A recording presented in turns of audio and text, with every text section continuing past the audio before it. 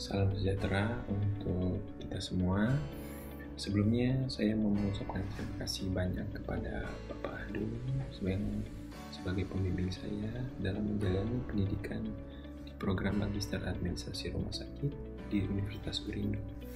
Saya juga mengucapkan terima kasih kepada teman-teman seperjuangan saya di kelas 39C.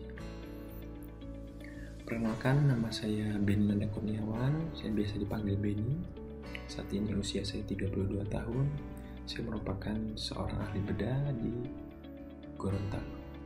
Saat ini saya bekerja di 3 rumah sakit, dan di salah satu rumah sakitnya saya sebagai kepala penanggung jawab di ruang operasi. Nah, di video kali ini saya mau sedikit sharing tentang bagaimana persiapan pasien sebelum menjalani operasi dan juga sesudah.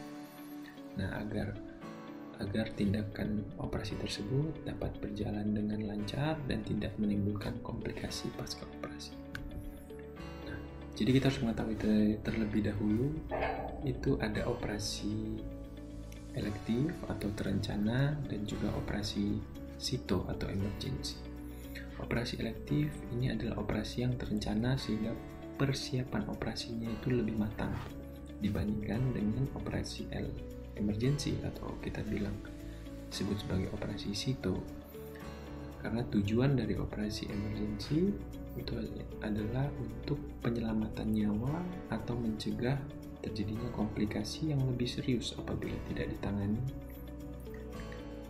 Nah, contohnya dari operasi sito atau emergency itu seperti adanya perdarahan akibat kecelakaan, adanya infeksi hebat,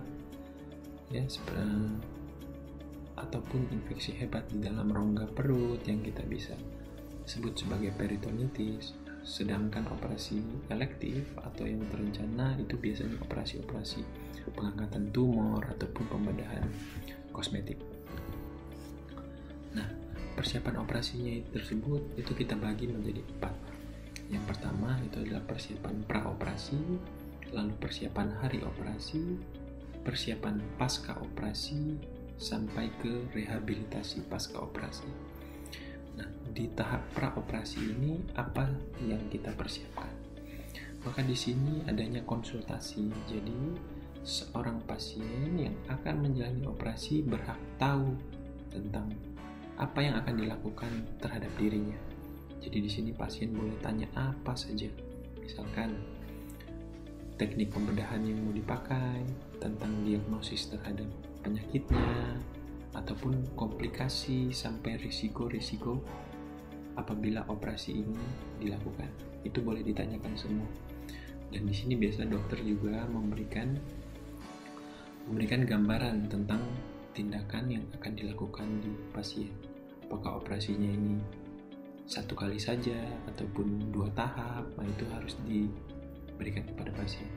Selain dari dokter bedah, dokter anestesi atau dokter bius juga harus memberikan informasi tentang teknik pembiusan yang nanti akan dilakukan dan juga risiko dari tindakan pembiusan itu sendiri.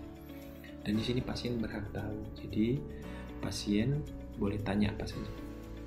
Nah, sebelum ini maka akan terjadi dilengkapi juga pemeriksaan-pemeriksaannya seperti pemeriksaan fisik, pemeriksaan laboratorium, pemeriksaan penunjang seperti ronsen ataupun toleransi dari operasinya.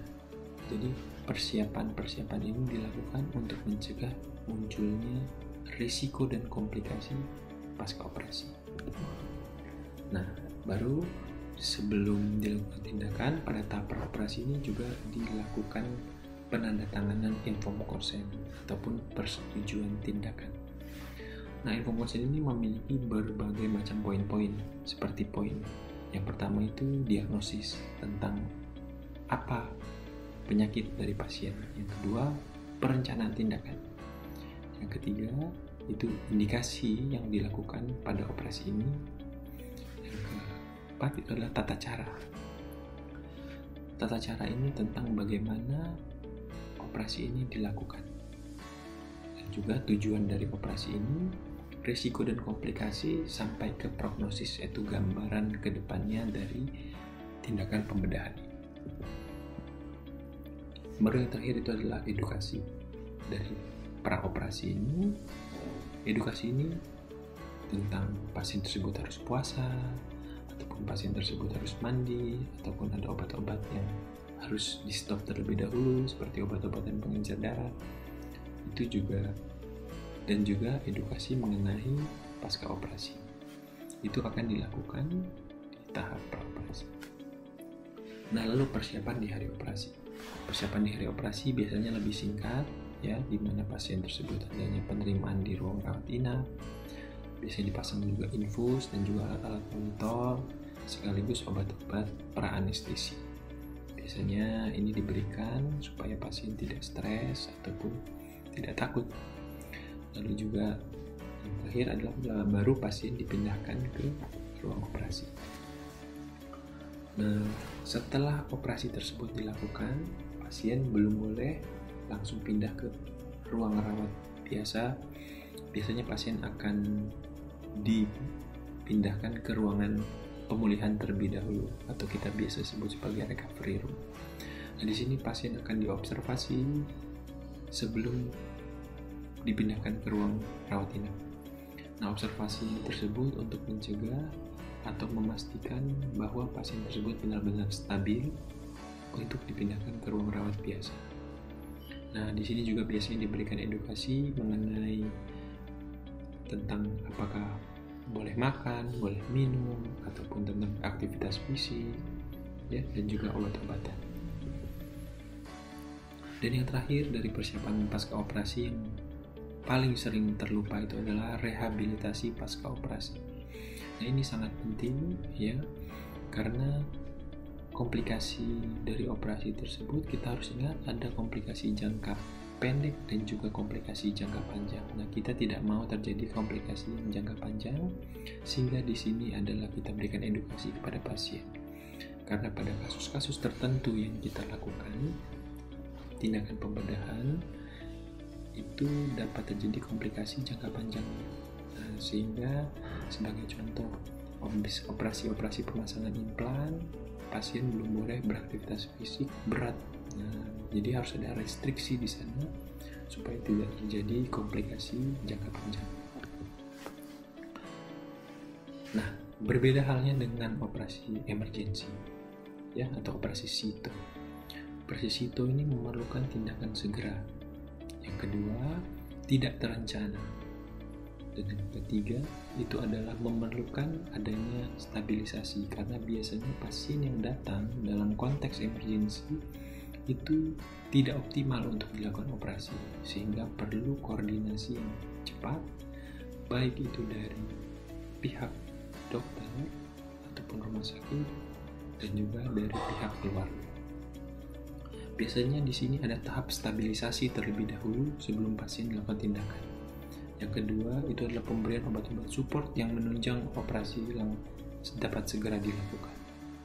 Nah, pada kasus konteks emergensi, penjelasan biasanya lebih singkat, ya, akan diberikan tidak selengkap pada tahap elektif. Nah, perbedaannya di sini adalah pada kasus emergensi, koordinasi antara dokter dan juga keluarga, ya, di sini saya bilang keluarga karena pada kasus emergensi pasien belum tentu bisa mengambil keputusan, ya, mungkin karena penurunan kesadaran atau dan lain sebagainya. Nah, jadi dalam kasus konteks emergensi, koordinasi keluarga sangat dibutuhkan karena di sini perlunya persetujuan untuk tindakan segera, ya, karena dalam beberapa kasus di dunia medis tindakan tersebut memiliki golden time. Ya, apabila kita dapat melakukan tindakan di golden time atau waktu tersebut, itu maka angka keberhasilannya akan lebih tinggi. Sehingga di sini pesan-pesan dari saya semoga dapat membantu untuk memberikan gambaran tentang bagaimana itu persiapan operasi.